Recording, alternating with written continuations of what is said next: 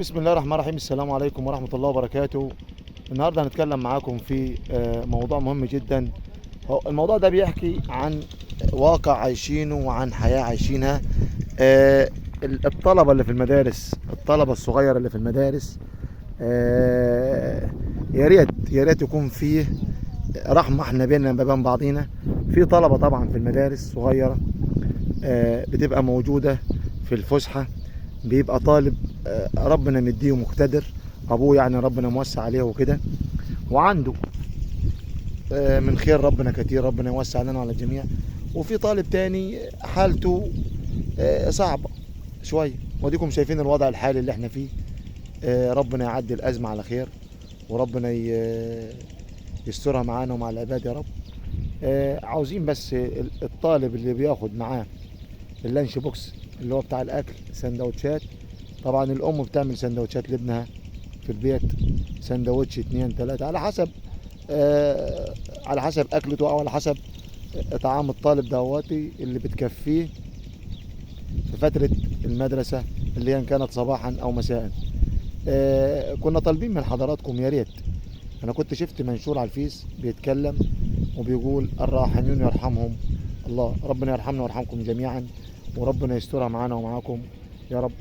الحته دي اللي انا هتكلم فيها معاكم بالنسبه لموضوع الاكل. يا ريت كل ام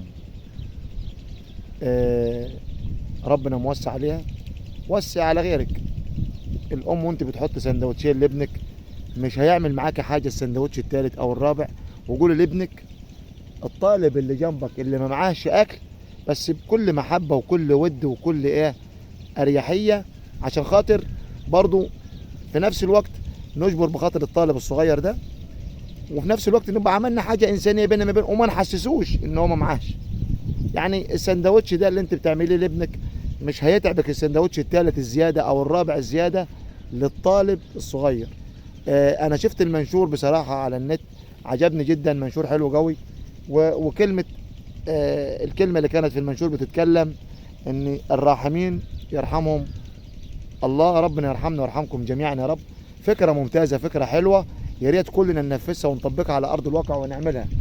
أنت عندك ابنك طالب في أولى ابتدائي، في ثانية ابتدائي، في ثالثة ابتدائي، في رابعة ابتدائي، في خمسة ابتدائي.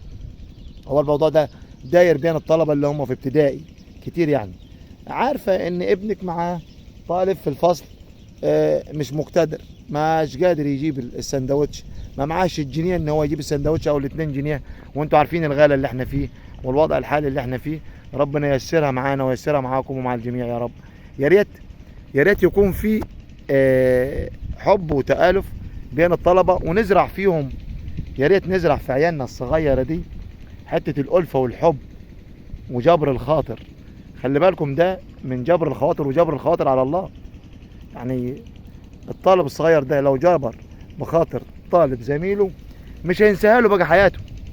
يعني الجميلة دي اللي انت بتعملها معاه هي جميلة بالنسبة لك، بالنسبة له هو حاجة كبيرة جدا من جواه.